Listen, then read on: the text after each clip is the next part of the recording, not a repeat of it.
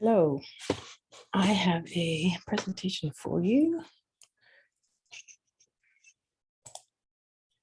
Let me get to the right screen. Your screen sharing is paused. Okay, I must remember to get back to that. Okay. Exit full screen. Here it is. Okay.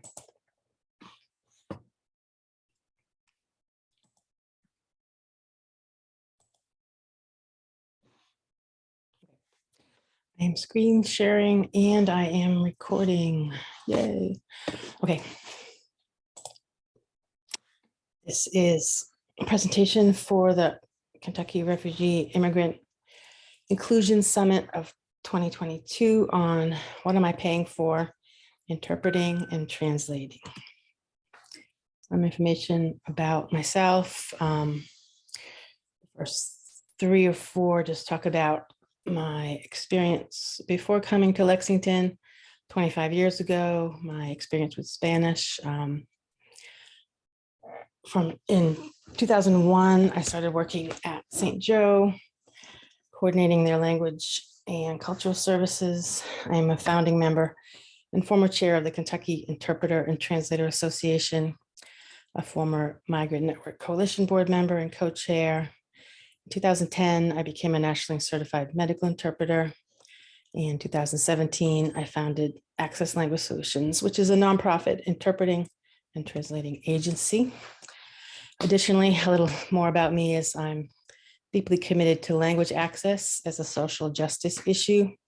When you can at least attempt to even out the playing field, it helps with that power dynamic. And we'll actually talk a little bit about that later on with trained interpreters and what's going on behind the scenes. I'm also deeply committed to the immigrant and refugee communities, both here in Lexington and worldwide, providing quality services at a competitive or below market rate, which is one of the programs of Access Language Solutions, and also another program growing the local infrastructure of qualified interpreters. A disclaimer, we're going to talk about medical, social services, and community interpreting, primarily not legal and court interpreting. That's kind of a different animal, different price. We'll be discussing spoken language as opposed to sign language. And the services that I'm going to demonstrate to you are offered by Access Language Solutions. We are a local agency and we strive to provide the same services as the larger national agencies, especially with phone and video. And our ideal clients are fellow nonprofits and small businesses. Some of the things that you'll learn while watching this PowerPoint is you'll discover the options available for interpreting and translating and how to use them. You'll learn what you are paying for when you are requesting those services. You'll understand how to vet the services and choose the best option for your organization. Sorry, I need to respond to a text real quick. Okay. The options are here, and we'll go over those in detail in the slides that follow. Basically, they are phone interpreting, video interpreting, on-site interpreting, remote simultaneous interpreting, and document translation. And in case you did not know, interpreting is the spoken word and translation is the written word. So those are separated out. As far as on-demand phone interpreting, that's one of your options. That is just picking up the phone, dialing a number, putting a pin in if I haven't arranged for that step to be eliminated. And you ask for a language and you get an interpreter in that language. This service is charged by the minute, sometimes with a minimum number of minutes. Often the interpreters are going to be from a wide national network, which is what I work with, as well as a local network.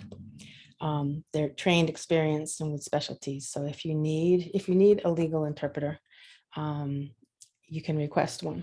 And I may even show you that in the demonstration. Since it's on demand, there are no cancellation charges. You just access it when you need it, where you need it, etc. This may afford the patient or the client a level of anonymity in that, especially with the smaller communities, language communities that we have here in the local area, chances are that an interpreter, when an interpreter walks in the room, that person, that patient client is going to know that person. So that can be intimidating depending on the nature of the appointment. If you're using on-demand phone interpreting, chances are they're not going to know this person on the phone. Although a caveat is that I do work with some local on-site interpreters who take phone calls through the same system. So it's not a guaranteed level of anonymity. And it's often not the preferred method of communication. During the pandemic, people were forced to use technology, and that has been helpful in the language access arena to provide a range of services. But people don't really say that they love phone interpreting. But it's often the only method available. When we started resettling the Afghanis back in the fall, there was a conversation about who do we have here that is a trained, qualified interpreter. Is there anybody? Is there more than one person? And the answer was we had no one. So the phone became the default way of communication. Okay, so I need to get to, hold on a sec. I'm going to give you a demonstration. I'm still screen sharing. I'm still recording. Okay, Boost Lingo. Okay, here is the company dashboard of Boost Lingo. So if you were a client of ALS and you used Boost Lingo, you could go to this screen, signing in with your email and your password, and you could click on this phone icon. You can use a regular phone as well, but you can also use phone interpreting through your computer. So what you would want to do, blue for phone on the left, blue for video on the right. I'll show you video a little bit later.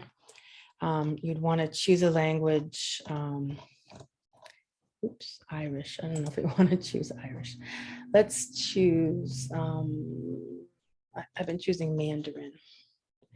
I guess it makes more sense just to type it in. Chinese Mandarin.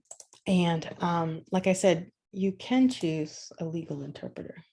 So this person's going to have some legal training. And it's searching for an interpreter.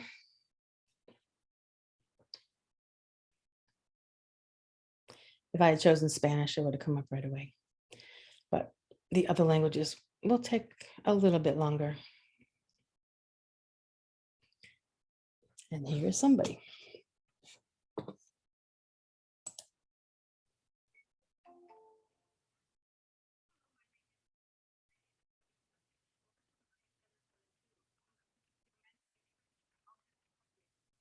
Hi, good afternoon, Ruth.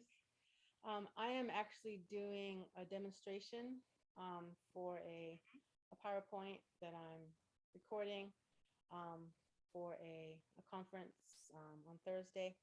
So I'm just showing people how easy it is to access a Boost Lingo interpreter. And I chose Mandarin and I chose legal. So yes.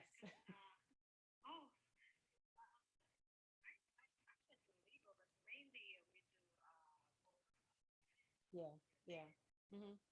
Yeah, I don't actually have anybody here to interpret for, but I'm just showing them how easy it is to get into the system, and you came up within maybe 20 seconds, and you gave us your ID number, which I just want people to realize that that's good to write down on any paperwork.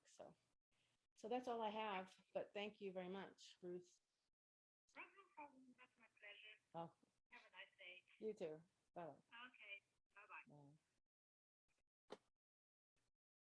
Okay. Bye-bye. Okay, well, she was a little surprised that I was asking for legal, but she said she mostly does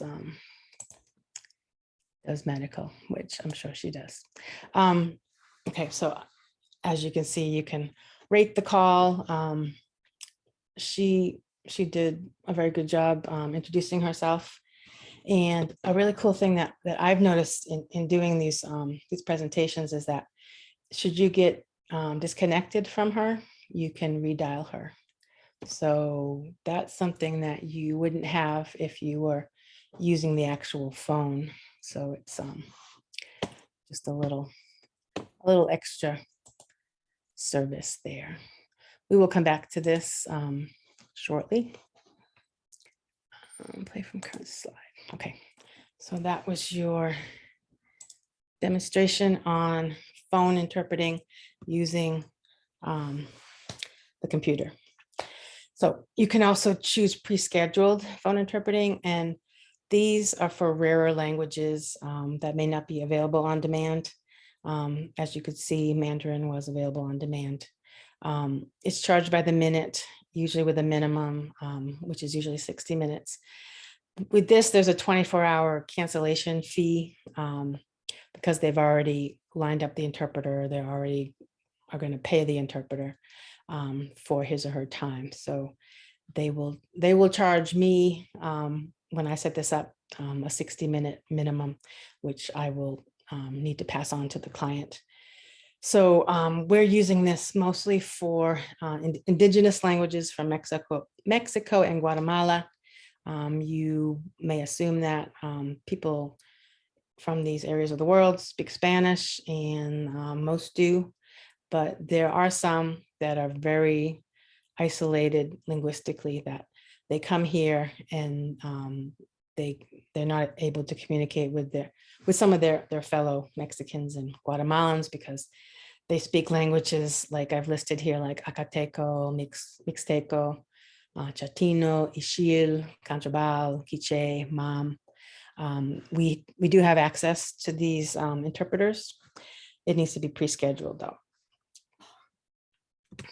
Okay, on-demand video interpreting, pretty much the same as what you just saw, and I will give you another demonstration. We'll pick a different language and a different specialty.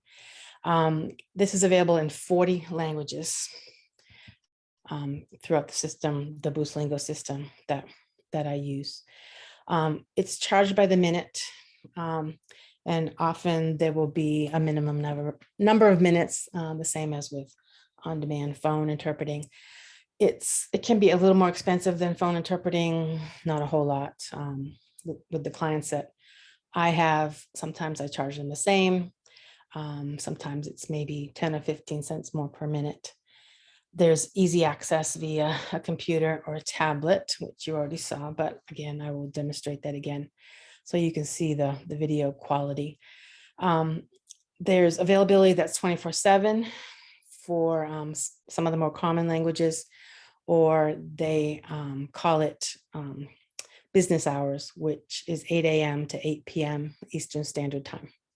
So it's a good resource when you prefer visual cues. Sometimes that's important. Sometimes people prefer that. It's a step up from the phone interpreting that nobody likes. Well, it's an exaggeration. Not everybody.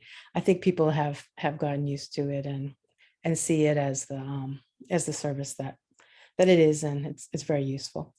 So as with any on-demand service, there's no cancellation fee involved in this as well. So let me get back to my Buslingo screen, which is right here, the company dashboard. Okay, so we are going to choose this time. We're going to choose video. Suppose we could try Chinese Mandarin legal and see if the same woman comes up, but let's choose French. That's a pretty popular. Oh, I love to do Finnish, but I'm not going to do Finnish because nobody ever needs Finnish here. Okay, so medical, French medical video. Let's see how quick it comes up. Right away, we have Fred coming up.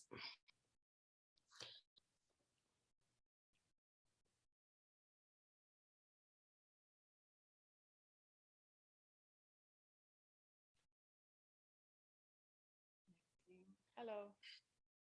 Hello, Madam Fred. ID is 31574. Can I have your Hello, Fred. How are you?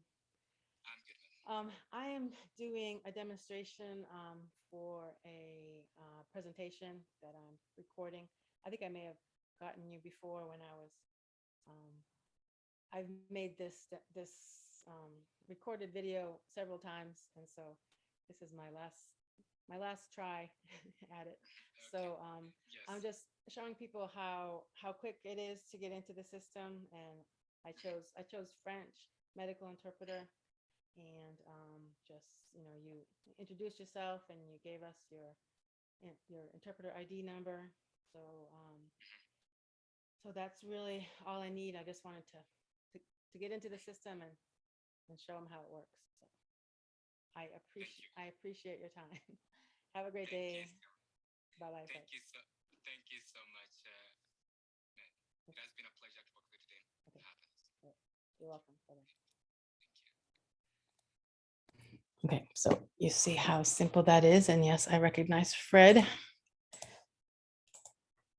from the last time I chose a French medical interpreter for my demonstration. So I think I'm done with Boost Lingo, but okay, let's go back to. Okay. Let's see. Okay. Pre-scheduled video interpreting. Again, used for rare languages, charge per minute, 60-minute minimum, 24-hour cancellation applies. I can either schedule this with the interpreters that I work with, the contractors I work with through Zoom, Microsoft Teams, whatever third-party platform, or it can be set up through the Boost Lingo system, which would look a lot like what you just saw. Okay, so on-site interpreting is probably what people are most used to. It is a more limited resource. We continually struggle with having a good core team of qualified, dependable interpreters. And we'll talk a little bit about those challenges later. And in 2021, last year, there were 93 active languages in Lexington, which means those were the languages for which we know interpreting was requested. And we get those numbers from Fayette County Public Schools, from the local hospitals, 911, the local agencies, that sort of thing. So there's maybe 25 of those languages have local qualified interpreters. So that's a very small amount. That's what, almost barely 25%. So there's a lot of room for using other technology, is what I'm trying to say. So most assignments are going to utilize consecutive interpreting. And this is just a regular conversation. And here's a short video to show you an example.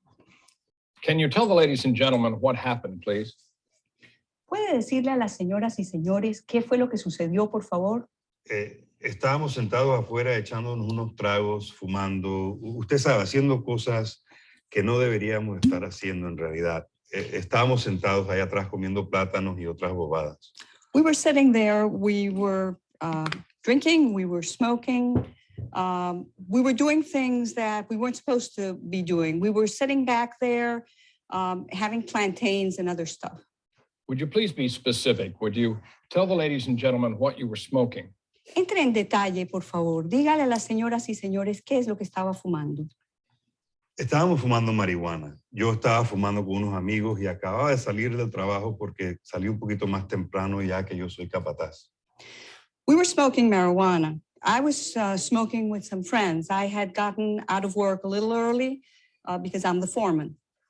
Can you tell the ladies and gentlemen what happened from that point forward? Dígale, por favor, a las señoras y señores qué fue lo que sucedió a partir de ese momento.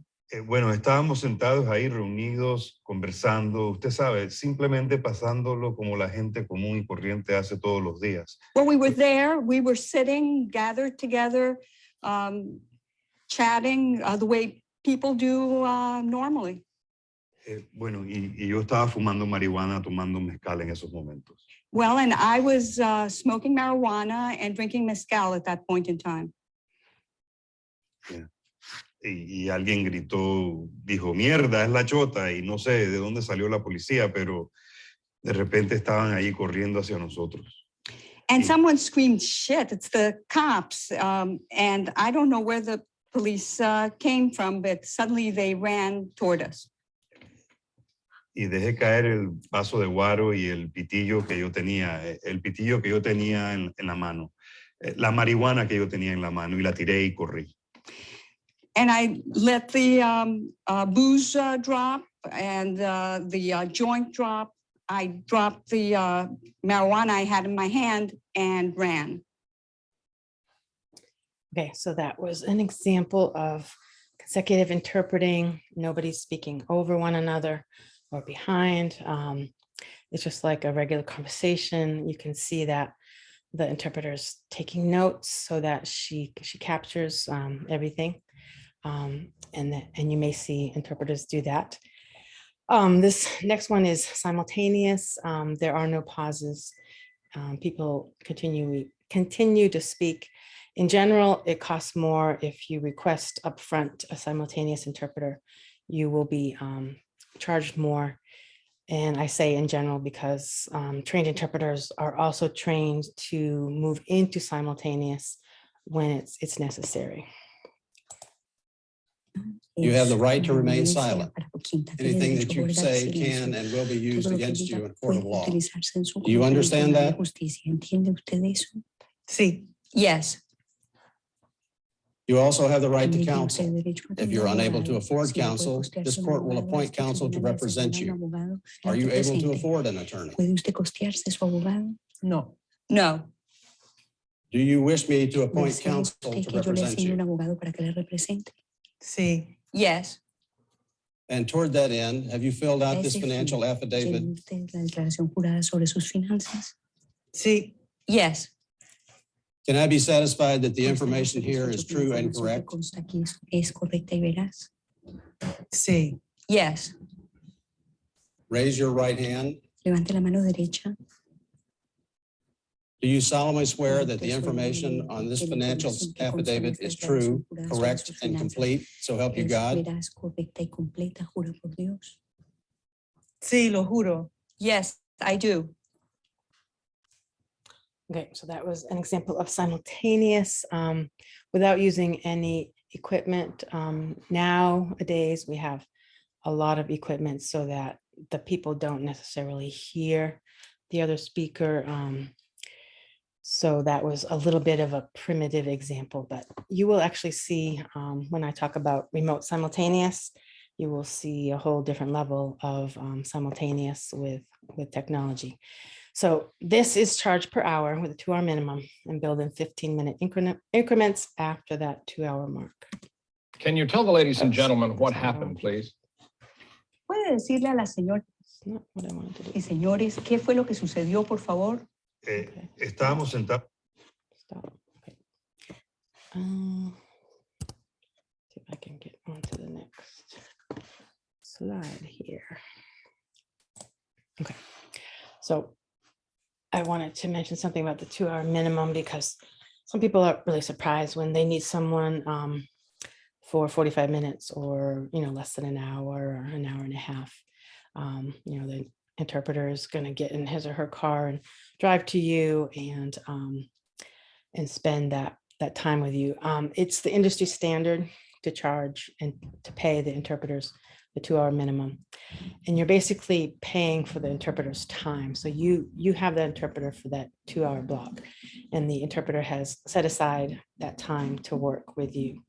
The qualified interpreter has invested in him and herself with training, continuing education, and this is a professional, I don't know if you want to call it a courtesy, a professional standard, so that they can make a living, actually, because without this and without the 24-hour cancellation fees, the interpreters are going to find it harder to make a living. We're going to invest in them with training, and they're going to leave the profession. So we try to, or I try to advocate for the interpreter by paying them as well as I can.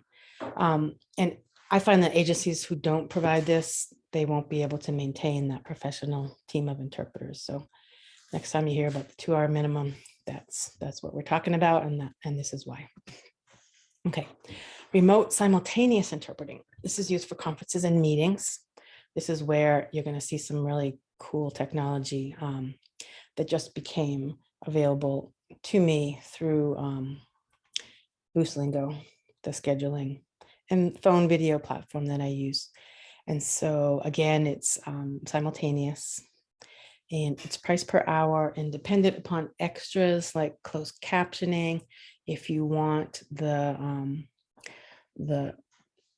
documents translated and that sort of thing. So this link has not been working. Let me see if it does. Oh, maybe it will.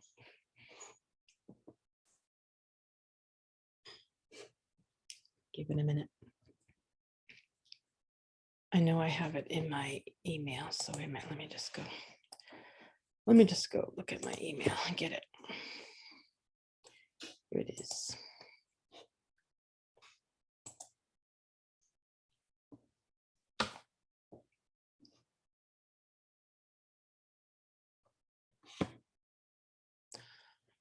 Or maybe not.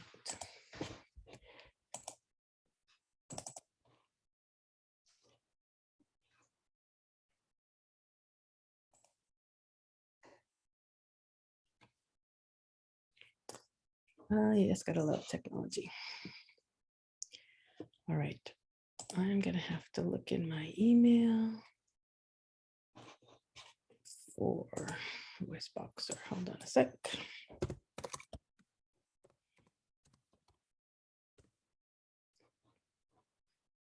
And it says there's no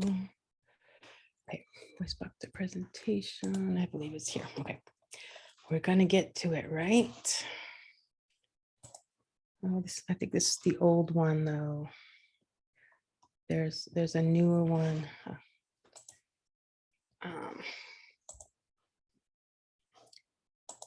Okay, this wasn't. Oh, this thing.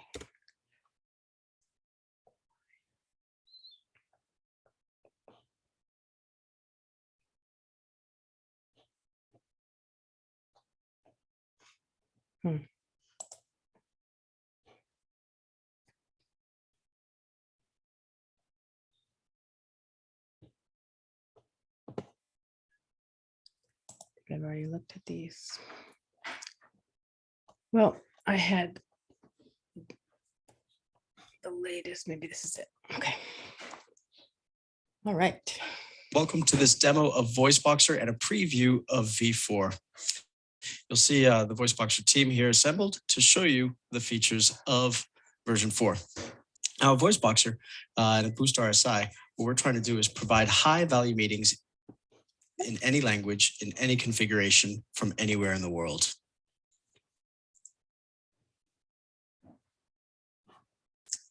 Our goal is to provide high-value meetings and a holistic, localized experience across all touch points on the platform. For here, you can communicate in any language with the click of a button. So the first thing to note is on the bottom center of your screen, you can select your language. Here we have available the floor language that you're listening to now, English and Danish interpretation. We'll stay on the floor language for now. But what you're going to see when I change to Danish is that you're not only able to listen to the Danish interpretation, but you'll see the slides translated and available in Danish. Now, these slides are not machine translated. They're translated ahead of time and uploaded. So the slides are not only synced to their respective languages, but also synced to each other. So when I, as the presenter, advance the slides, I'm advancing them for all channels at the same time. You see now that I've switched to Danish, you're able to see the translated slides. Now back to English.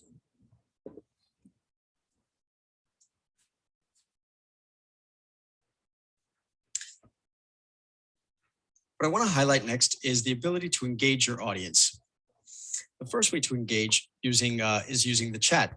Here in the general chat, I'll ask one of my colleagues, Razvan, please write something in another language. These chats are multilingual. I'm actually not going to play that whole thing because that one's a 9-minute video, and the one I wanted to show you is like a 2-minute video, but and it's in Danish because the company was founded in Denmark, I believe.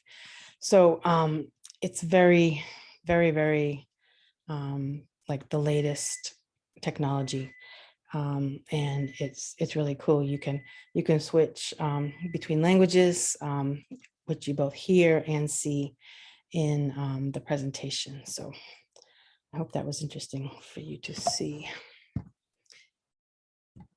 Document translation for larger language groups within the community. It can be a requirement if your organization is a recipient of federal funds. That's called the Safe Harbor provision of Title VI, and we're talking about vital documents. Yeah, these are legal, financial, those that require a signature, time sensitive. Document translations usually charged by the word, but can also be charged per page or via a flat project fee, and volume discounts may apply. All right, so this is a longer video. It's 9 minutes, and it's how to work with an interpreter. So we're going to talk about how to use on-site interpreting. Hello and welcome to Interprepedia. My name is Rosa. I'm an interpreter, and I will share with you 10 tips on how to successfully work through an interpreter to communicate with clients who do not speak the same language as you. I'm a certified medical and court interpreter, and I've been interpreting for about 10 years, both remotely and in person. So we can safely say I've had enough experience to tell the difference between what works when it comes to working with interpreters and using the service as a tool to successfully engage with clients and what doesn't. Now, what I'm about to share with you is assuming you'll be working with a professional interpreter, because it is likely that you'll run into bilingual individuals or impromptu interpreters who do not necessarily follow our standards of practice. If you want to learn more about those, I'll share some useful links in the description box. Also, I'm assuming the situation for which you need the interpreter is a regular encounter and not something out of the ordinary, because there are situations where, of course, the usual rules do not apply. Before we get started, I would like to briefly explain how we do our job. First, let's set something straight from the get-go. We are interpreters, not translators, not interpretators. Interpreters convey spoken or signed messages from one language into another. Translators convert written messages from one language into another. Interpretators, well, that's a made-up word, so please don't call us that. In most situations, we are expected to deliver a pre-session where we introduce ourselves and we explain that we will interpret everything that is said, that everything will be confidential. We ask parties to please speak in short sentences and things like that.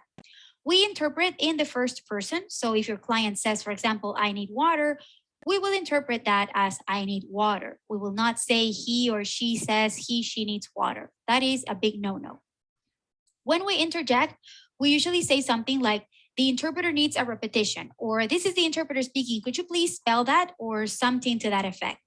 It's important to do it because it's the only way to differentiate when I'm speaking on my behalf versus when I'm interpreting the other party's message. Also, we take notes to aid our memory. Not all interpreters do it, and we don't do it in all modalities, but don't be surprised if you see an interpreter taking notes. The two most common modalities for interpretation are simultaneous and consecutive. Simultaneous interpretation is when we interpret in real time what is being said, and consecutive interpretation is when a speaker says something and then pauses for us to interpret that, and then the other person replies and pauses for us to interpret that back, and so on. Now let's dive into those tips that will help you make the most of your interpretation services and engage with your clients. Number one is context is everything. Let's switch places for a second. Imagine that you are an interpreter and you pick up the phone to interpret for me.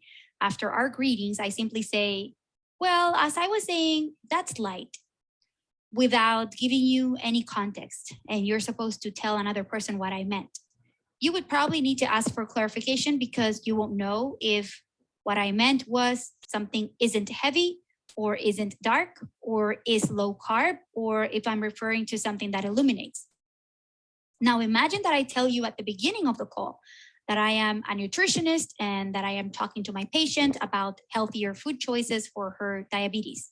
Then I say, well, as I was saying, yes, that's light. That would most likely lead you to the right meaning. So context is everything, and you need to brief the interpreter beforehand. Doing so is very simple. You can say something simple like, I need to get this patient's consent for anesthesia, or I need to explain to my client the details of a plea deal for a DUI, because it would help us a lot to get situated. If you are booking the interpretation service ahead of time, even better, just make sure you include those details when you request the interpreter. Make sure you send the interpreter presentation slides and any scripts that will be read. If you are meeting with a client and there will be forms to be filled out or documents to review, redact them if needed to protect the client's confidentiality, but whenever possible, send them to the interpreter ahead of time. If there's a meeting with multiple parties, giving an interpreter a piece of paper with a list of names and job titles would help greatly. Talk directly to your client as you would talk to them if you spoke the same language. There is no need to constantly say to the interpreter, can you ask my patient this? Or can you tell him this, tell her that? If it's an in-person encounter, position yourself as you would if the client spoke the same language as you, and make sure to make eye contact. When you speak, speaking a little slower is the best thing you can do. Also, make sure your volume is adequate. However, there is no need to shout. Just slow down and articulate your words as best as you can, especially nowadays because everybody is wearing masks and words sound very muffled. Try to be mindful of your vocabulary and avoid using acronyms unless you explain at least once what it stands for, and avoid using jargon or idioms as much as possible. To make sure the message is getting across clearly, try to ask your client to explain or retell in their own words what has been said.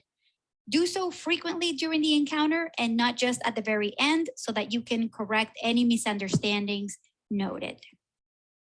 Everything you say has to be interpreted into another language, and everything the other party says has to be interpreted back to you. A regular appointment may take twice as long if there is an interpreter involved. Some interpreters or agencies have overtime fees that can be expensive, or the interpreter may have another appointment right after yours. So make sure to plan your time accordingly. If the time you scheduled for the interpreter is coming to an end, we appreciate the courtesy of you stopping briefly to check if we are available to continue past that time. Also, if you're using an on-demand interpreting service where you call in via phone or video and get an interpreter on the spot, please check the interpreter's availability if your call will last more than 30 minutes. We are interpreters, so please avoid giving the interpreter other tasks like escorting clients to other areas or giving people rides or things like that. Avoid leaving the interpreter alone with the other party, because most likely they will ask questions that we are not allowed to or qualified to answer. Also, we are expected to be impartial and to follow standards of practice. Plus, doing things like that can be a liability for the interpreter and for you or your institution in some situations. As interpreters, we are trained to control the flow of conversation by asking parties to slow down or to speak in shorter phrases, but you can control the conversation too if it's not adequate. For example, if you are asking your client questions that should be answered with a yes or no, and they are going on a never-ending tangent, feel free to intervene and let your client know through the interpreter if necessary. Remember, our main job is to interpret messages maintaining the same meaning, spirit, tone, and register. That means that there may be times we have to convey insults or messages that are not very clear. So please keep that in mind. It's not our message. We are simply conveying that message. Also, although part of our job is to assist in communication, breaking language and cultural barriers, that doesn't mean the other party will fully understand what is being said in spite of our best efforts. So that's why one of my previous recommendations was to make sure you check for understanding. As interpreters, we are expected to be unbiased and impartial parties in any encounter. So please keep that in mind, because a professional interpreter will not take sides or favor one side over another. I hope that learning this information will empower you to make the most of your encounters where there's an interpreter involved, and that it can help you be more successful in communicating with your clients. If you have questions or if you have a special request for me to make a video in the future, please let me know in the comments. And thank you so much for watching. Adios. Okay, I hope that was helpful. A few comments with supporting materials, especially if it's a class, that's very helpful for the interpreter to have ahead of time. And the articulation in the age of masks, that's a very good point to remember. And it's even worse if you're over the phone. So a good thing to keep in mind. It's a good point that if you are using the on-demand phone or video services, if you know that this is going to take an hour, 2 hours, I've seen 2.5 hours, 3 hours even, it's a good idea to ask the interpreter in the beginning just how long they are available. I mean, you can always stop when the interpreter has to get off the phone and then start again with someone else. But it's good information to have for both of you to have up front. And remember that interpreters have role limitations that primarily only have to do with communication. We can be asked to do many things, but that puts us in a very uncomfortable situation, because we are there to be the conduit of communication. Hello and welcome to And there it goes Interpretation. again when I press. My name is Rosa. I'm an interpreter. I don't remember. Okay. And how to use translated documents. I say always check for literacy. More of our clients than we realize have limited or no reading ability. Once you work with the populations long enough, you can kind of pick up on it. But you know, if you're going to give someone a piece of paper to read and or sign, it's good to know whether or not they can actually read that or sign that. And when you're going over a document with a client or a patient, you as the provider of the services, you can summarize what that document what that document says. This is something that providers do all the time with English speakers. Just give a little spiel about what this is. And then when there's an interpreter there, the interpreter can interpret that message. You don't need to go through it line by line. For documents that need signature, the English version can be signed as long as there's a section on there for the interpreter to either sign off, or for you as the provider to write that interpreter number. Remember when we did the phone and video demonstration, both interpreters gave their interpreter number, and it was also up on the screen. So you would need to either write the interpreter name, number, and language. And if there's a translated copy available, that can always be given to the client as a reference. Okay, here's some information that you may or may not be aware of about what's happening behind the scenes when you're working with an interpreter. These are some things that I do, especially these first bullet points. I will have introduced myself to the client or the patient, and I do kind of a quick linguistic assessment by asking what country are they from, because that's helpful in as far as vocabulary choices. Are they from an urban or a rural setting? That can be very helpful as far as like if it's a medical appointment. Health literacy may be affected by people who are from a more rural area. And do they have any communication issues? Are they hard of hearing? Do I need to speak loud? Do they have any speech impediments that is going to make it harder to understand them? And we will have explained to the client or the patient how the session will go, ask them to speak slowly, pause, about the confidentiality, everything will be repeated. And during the session, we are looking for signs of not understanding on both parties. And obviously this is more challenging with phone interpreting. That's a reason why people might prefer a video, because you can catch the cues, the body cues. And we are alert for cultural issues that could be impeding effective communication. There are a lot of them on both sides. We're available of the possible need to advocate for the patient or the client. Again, this is something that we're trained to be careful with, because you are putting yourself and your voice out there as the interpreter, and most of the time we are in the background supporting that provider-client-patient relationship. But there are times when it is important and necessary to say something, either on behalf of the patient or client, or on our own. We're trained to repeat everything that is said as it is said. We're trained to maintain the confidentiality.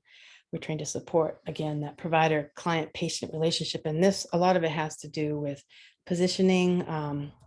You may watch an interpreter, how they position themselves in the room, especially if it's a small room, especially if there are medical procedures going on. There's a lot to kind of take in and make professional decisions about where to place oneself.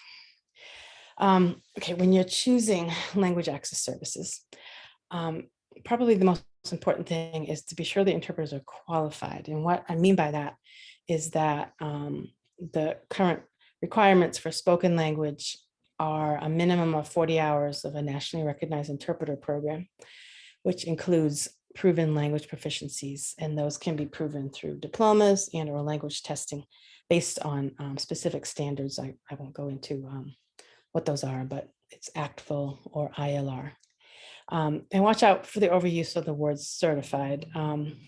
This is kind of a pet peeve of us who are nationally certified, because there are 56 nationally certified medical interpreters in the state of Kentucky. And there are probably, I can't even guess how many, there are thousands of qualified interpreters. And there are some there's a number of unqualified as well, but we've made pretty good strides to at least get people up to the level of qualified. So certified, and I include a couple of links at the end of this where you can find those names of the 56 people who are currently nationally certified medical interpreters in the state of Kentucky. And some interpreters that work for the courts, they have a certification process, and they're considered certified. They're certified for court in the state of Kentucky and in some other states where they have reciprocities. And some court interpreters are really good, and they go on to the federally certified level, which is a level beyond state certification. Also, for document translation, the process is essential. I can't stress that enough. With very few exceptions, there should be more than one set of eyes involved in each project. It's usually an original translator plus one to proof and edit. The vocabulary choices should match with the local population here in Kentucky. I would guess 80 to 90% of the Spanish speakers here are from Mexico, Guatemala, and Honduras. Also keep in mind the reading level. We talked about literacy a few slides back. That may be an issue with the original document. When it's translated, it will be translated in the same register.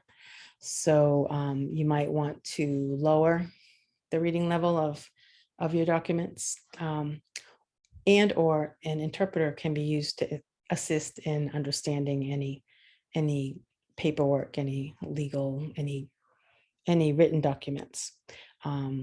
It can be very helpful to have an interpreter there to assist in understanding. There may be additional charges included for things like desktop publishing, which recreates the document in the same format as the original. This is if we're talking about brochures and posters and that sort of thing, when they've got images within the document. This is how our clients provide language access for short interactions, for off hours, evenings, weekends, holidays, for languages for which qualified interpreters are not available. To avoid mileage charges, they're using on-demand phone and video interpreting. The preference may be an in-person interpreter. We send people, on-site interpreters, when a client has a meeting at a bank or a client's home, that sort of thing, for when documents need to be signed. That will be the pre-scheduled on-site interpreting. For the rare languages, for when documents need to be signed in languages for which there are no qualified local interpreters, although that can be done with what was I saying? That can be done with phone or video interpreting. And for conferences where more than just English is needed, like the demonstration of VoiceBoxer, the remote simultaneous interpreting, and to provide vital documents in the client's patient's preferred language, it's document translation. As far as the language capacities here in the Lexington area, I alluded to maybe 25 of those 93 languages have a language, what am I saying? 25 of those 93 languages have at least one qualified interpreter. And that's a point to be made too. Sometimes there's just one interpreter for all of Lexington. But here is the list that I am aware of. I know we have one Bembe interpreter. What else? We have one Thai interpreter. We have, as far as I know, one Vietnamese interpreter. So there isn't a whole lot of availability for some of these languages. And for Bembe and Lingala, which are both African languages, there are no language tests with the standards that we prefer, or any other standards either. So some languages that are frequently requested where we just cannot get you an on-site interpreter, Albanian, and that's from Kosovo, so it's a little different. Albanian, Bengali, Bosnian, Cambodian. It's also known as Khmer. Some people pronounce it Khmer. I believe it's Khmer. Cantonese, Farsi, Gujarati, Tamil, and Tagalog. So when you're choosing language access services, I hope I've given you some useful information to either choose new services or to evaluate what you currently provide. Sometimes it can be boiled down to something really simple. Do you know the agency that you're wanting to contract with? Do you like the agency? Do you trust the agency? So it can be very simple, as simple as that. If you have any questions or comments, feel free to contact me. I've got my cell phone, my email. There's a link to schedule a Zoom meeting if we're not already Zoomed out. But it's usually a 15-minute meeting. We can just hop on a call. Some resources that I've provided you, something about the indigenous languages, the language list from 2001 to the present. It's basically now 20 years of language data here in Lexington. There's over 200 that we have encountered. And again, I said 93 official languages for 2001. That safe harbor provision, information about the document translation requirements under Title VI, a code of ethics for medical interpreters, KITA, Kentucky Interpreter and Translator Association. We've worked on a couple of standards, statements about standards, one for spoken language interpreting and the other on document translation. And if you would like to locate a certified interpreter, there are 2 entities that certified medical interpreters nationally, and those are the first 2. The Administrative Office of the Courts here in Kentucky, they post their certified interpreters and contact information. And Kentucky Commission on the Deaf and Hard of Hearing, I forgot to change that to HH, American Sign Language. They also post their Kentucky licensed interpreters. And I thank you.